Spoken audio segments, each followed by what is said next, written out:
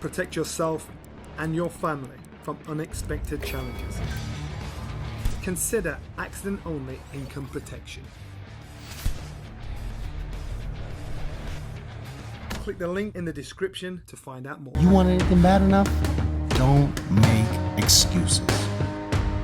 You gotta lose your time and your sleep for it. You find a way. Big fight tonight. We've got British boxer Sonny Edwards, undefeated in 20 fights, taking on Jesse Rodriguez, who's 18-0.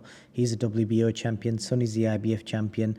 I've got to ask you, two excellent boxing brains. You know, what are you thinking when you've seen the build-up and the styles of both fighters? There's obviously a lot of needle going on for this fight, and this fight for me, two top of the game fighters. And Sonny's an excellent mover, excellent boxer. Never carried a lot of power, but he doesn't need to. He can do the 12 rounds on his head. If this fight was in totally neutral territory, I think Sonny wins the fight. But being in America, you just never know how they're going to score it, because a lot of his work he does on the back foot. And obviously the other guys, based in America. So it's going to be a tough fight for him. If he can keep his composure, he can nick the fight. But American judges don't like to score fighters going backwards. So Sonny's got to be dominant in this fight. He's got to be elusive, and he's got to make sure the kid's completely missing him, and he's getting plenty of counts in and just outscoring him to get the result. Well, you touched on it there, the build-up and the needle. It was all kind of respectful, and he kind of went a bit mental at the press conference the other day, where Jesse Rodriguez basically said something about Sonny, that he was quiet face-to-face and he was loud on Twitter, and that's all the reason Sonny needed. And he kind of brought up the work that Jesse's been doing with Victor CONTE, the infamous guy that was jailed for giving athletes steroids, and now he's got a legit nutrition business. So I think he's working with Jesse on this fight, and I think Sonny raised things about it, saying he was on IV drips to rehydrate, etc. So what I want to ask you is actually IV drips. I don't really know what he's on about. Do you know what he's on about? Yeah, well, it's putting fluid into your body. When you've dehydrated yourself so much, you're putting a balance of electrolytes and fluid back into your body to rehydrate quickly. But, there's a big thing around that where people think it's the best way to do it. Actually, really the best way to rehydrate is just to do it orally through your mouth and let your body do it naturally. So if he's dehydrating himself to the extent where he's going to need an IV drip to perform, it's not a good measure. People like to think there's something in it. But the reason it's not actually allowed in boxing is because it can be used as a masking agent for drugs. So, it's a complicated process. You're not actually allowed to have them in boxing at all, IV drips of any kind, only unless you've gone to hospital.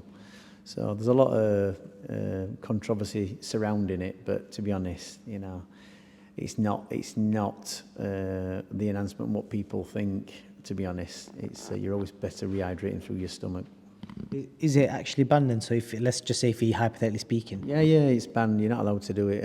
There may be some states in America will allow you, and sometimes you can apply for, to be able to do it, but you shouldn't be doing it.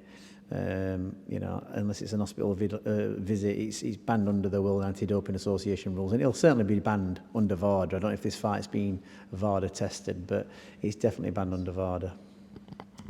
And because the weigh-in yesterday, Jesse came, I think it was half an hour, 40 minutes late or something, which caused further controversy. And I think Sonny alluded to the fact that maybe he's been on IV drips. If that was the case, how long would that procedure take? Well, no, if he came to the weigh-in yesterday. Oh, well, because usually what they do is they do a show weigh-in, don't they? They do an official weigh-in. The official was at 9 a.m. and the show was at 1. Yeah, well, it could be, but it don't take a lot of time. You can, depending on what they're going to do, it wouldn't ever take more than an hour, I don't think. I wouldn't thought it would answer that. It's probably just, trying to give Sonny the runaround. You've obviously seen boxers over the years make weight, and I know before you can normally break it down by just looking at the fighter's appearance. What did you make of his appearance from the weigh-in? Does he look like somebody who struggled making weight? The lightweights, aren't they? I mean, even Sonny looks like he's very, very tight at the weight. And you can get away with it. This is the thing with making weight. You know, fighters will kill themselves to make the weight. And Just showing you a picture of Bam Bam at the weigh-in. yeah, he looks drawn enough. I mean, how old is he? 23. We see 23 is going to get away with it. He's going to be at 23, and Sonny is what, 27. You're going to be better. You know, you can stand dehydration when you're 23 better than you can when you're later on 27 to 30. Your body will recover quicker from it. But you know, it's never a good idea. So you know, and that's another factor. He's got age on his side, and that could be a big deciding factor in the fight. But you know, it's a dangerous game, dehydration, especially at the smaller weights. You never really hear of heavyweights ever suffering brain injuries because they've never had to make a weight. They're never dehydrating. The smaller weight fighters is probably where you actually do get the most head injuries and you know, life-threatening conditions from boxing. So, like I say, it's a dangerous game you play. You've got to be very careful. And with regards to Victor Conte, I know you're aware of him. His business, which is Snack, just called Snack. I think a lot of fighters use his nutrition-based stuff, you know, to help them with their recovery, etc. If it's somebody that's been done for giving fighters the wrong stuff, could that person then be an expert in giving fighters the stuff that is going to enhance their performance, but do it in a legit way? Would they have an advantage? No, I'm saying Victor Conte, you know, years ago he was the buzzword when he was doping all the track athletes, and it was actually somebody else who actually developed the doping technique. He was just part of the process, and he had the company, Balco, back in the day. So, to be honest, he's past it now, I think. I don't think he'd take the risk, and I don't think there's anything that he could possibly do to help dope fighters. I think things have moved on, you know, way past where he's been. I think he's there in name only. He's probably, you know, he can probably convince these fighters, he can give them the edge. But, you know, I think he's way out of touch these days. And just the last thing on that fight, if Sonny Edwards wins, obviously a big thing for British boxing, he becomes a unified champion. Most people regard Jesse as Jesse actually is a favourite in this fight, and most people regard him as the best in the division as well, based on his last few performances and his knockout power. If Sonny beats him, where does he kind of rank in if there was like a British pound for pound ranking? Well, he's got to be up there, but you know, the unfortunate thing of being about the lighter weights is nobody really gives you the recognition. You know, I think one of the first fighters who got the recognition for being down at a lighter weight was Nazim Ahmed at 9 stone, you know, before he came along. You know, they were very lightly regarded, the lighter weights, anything under kind of welterweight. So, you know, Naz kind of brought the flashback to the lighter weights, you know, brought them all back into the division. And I think, you know, the thing with Sonny is he's an excellent boxer, an excellent mover. He just hasn't got that exciting power that people like to see.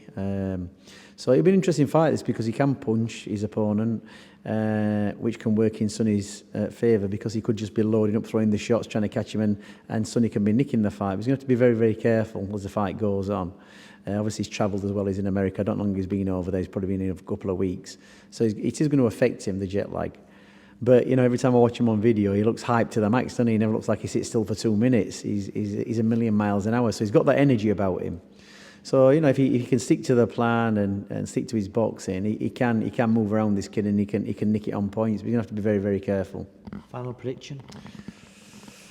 Hard to say. Obviously it's going to be a win for Sonny. It's going to be on points, very close points. But you just have this feeling when you go to America that, like I said, they don't like scoring fighters moving backwards. Even if they're throwing punches going backwards, they give more point scoring for attack than they do defence. So he's going to have to win it convincingly. Otherwise, he's going to you know, get jibbed off the winning. Have you ever been stranded on the side of a motorway with a broken down car? Like me, is that something that worries you? That's where motor breakdown insurance comes in. If your vehicle breaks down, a trained professional will be sent out to get you back on the road. Or if this is not possible within the specified time frame, to transport you to your home or to the nearest garage. You want anything bad enough? Don't make excuses. You gotta lose your time and your sleep for it. You find a way.